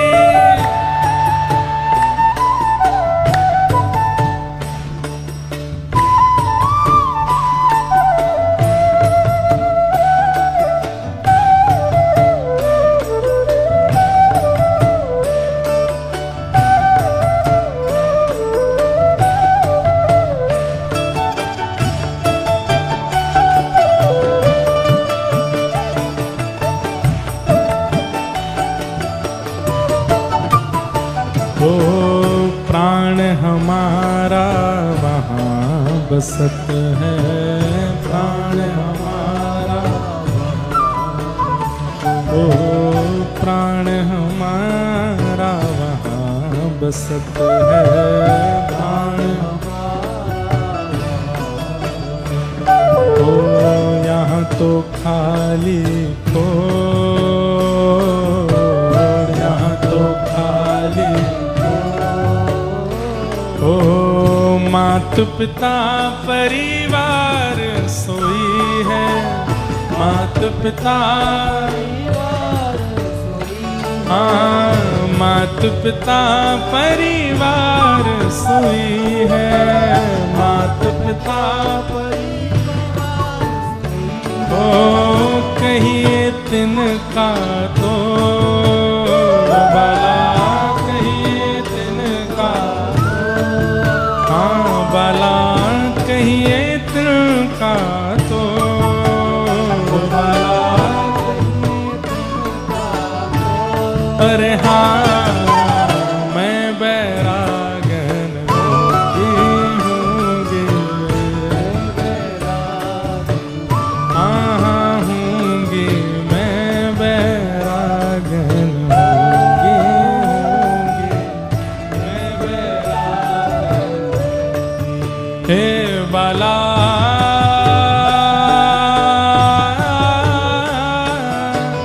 मैं बैरागन हूँगी, हूँगी मैं बैरागन हूँगी, हूँगी ओ यातन की मैं करूँ की गिरी, यातन की मैं ओ रसना नाम कहूँगी, रसना ओ मीरा के प्रभु गिरधर नागर, मीरा के प्रभु गिरधर नागर, हे मीरा के प्रभु गिरधर नागर, मीरा के प्रभु गिरधर नागर, हे प्रभु गिरधर नागर, प्रभु गिरधर नागर, हे प्रभु गिरधर नागर, प्रभु गिरधर नागर, हे प्रभु गिरधर नागर, ओ प्रभु गिरधर नागर, मीरा के प्रभु गिरधर नागर, मीरा के प्रभु गिरधर नागर। मैं साधा संग रहूंगी हो, मैं तो साधा हो, मैं तो साधु संग करूंगी हो, मैं तो साधु संग रहूंगी। अरे हाँ मैं बैरागन हूँगी, हे हूँगी मैं बैरागन हूँगी, हूँगी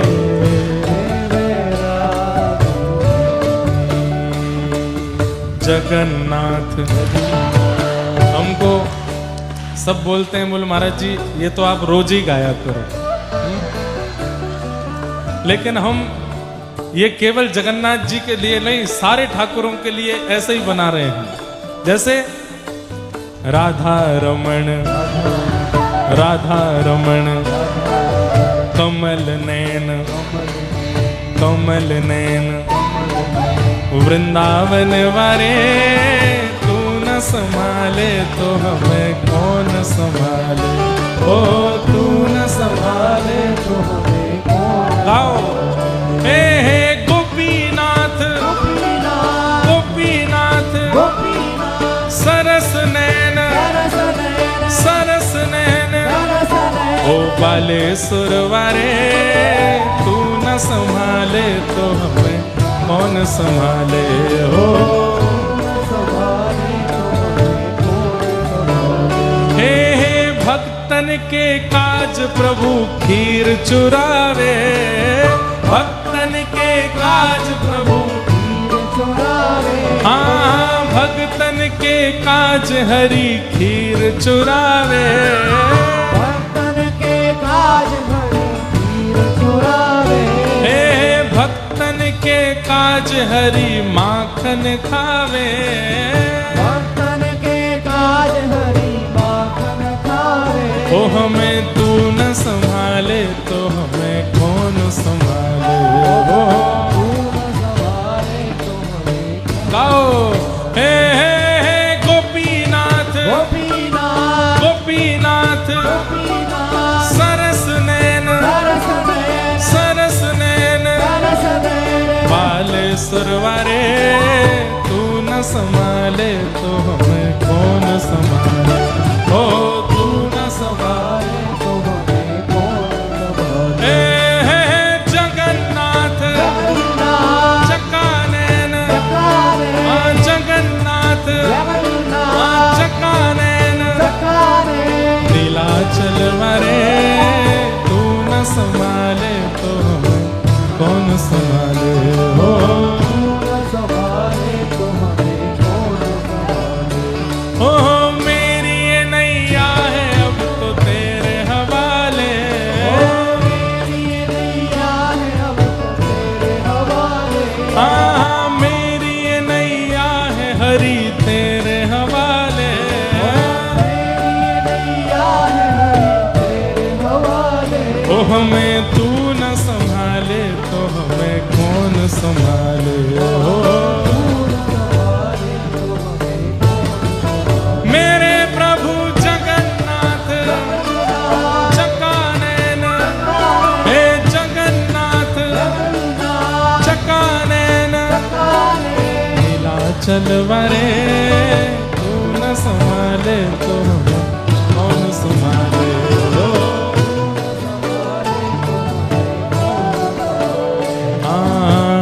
जिन भेषा मेरो सांवरो रीझ,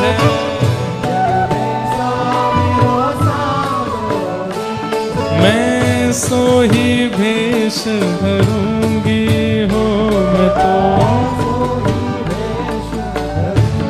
अरे हाँ मैं बैरागन होंगी, मैं बैरागन आहूंगी, मैं बैरागन होंगी,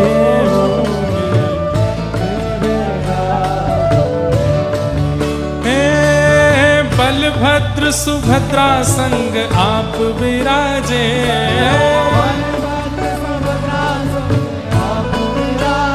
ओ मंदिर के ऊपर नील चक्र विराजे, ओ मंदिर के ऊपर हे जगन्नाथ स्वामी मेरे नैनों के तारे, जगन्नाथ स्वामी मेरे तारे, ओ हमें तू न संभाले तो हमें कौन संभाले,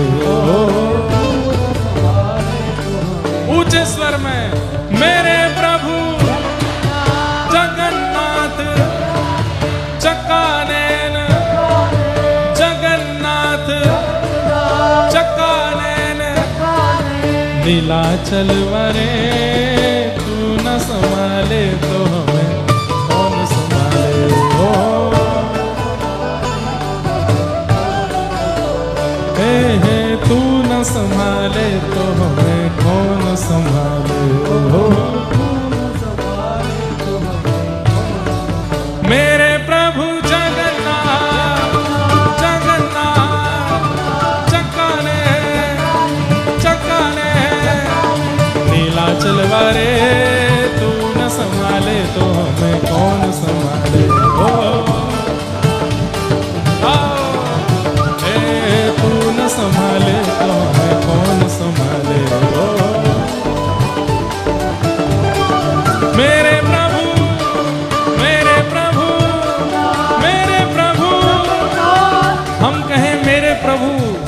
सुर में गाओ जगन्नाथ मेरे प्रभु तेरे प्रभु हम सबके प्रभु जगत प्रभु चकाने जगन्नाथ चकाने नीलाचल वाले तू न संभाले तो हमें कौन संभाले। जय जय जगन्नाथ जय जगन्नाथ जय जय जगन्नाथ मेरे जगन्नाथ जय जय जगन्नाथ प्यारे जगन्नाथ मेरे प्रभु जगन्नाथ प्यारे जगन्नाथ जय जय जगन्नाथ मेरे जगन्नाथ जय जय जगन्नाथ प्यारे जगन्नाथ। ओ नीलाचल मारे तू न संभाले तो हमें कौन संभाले। ओ श्री जगन्नाथ महाप्रभु की जय जय श्री राम जय जय श्री राम जय जय श्री राम। अरे तुम्हें छोड़ जाऊं अब मैं किसके दुआरे तुम्हें छोड़ जाऊं किसके दुआरे हमें तू न संभाले तो हमें कौन संभाले। हो तू न संभाले तो मेरे प्रभु मेरे प्रभु जगन्नाथ मेरे प्रभु जगन्नाथ जगन्नाथ जगन्नाथ चकानैन चकाने नीलाचल वारे तू न संभाले तो हमें कौन संभाले। हे तू न संभाले। श्री जगन्नाथ जगन्नाथ जगन्नाथ रक्ष मां महाबाहु महा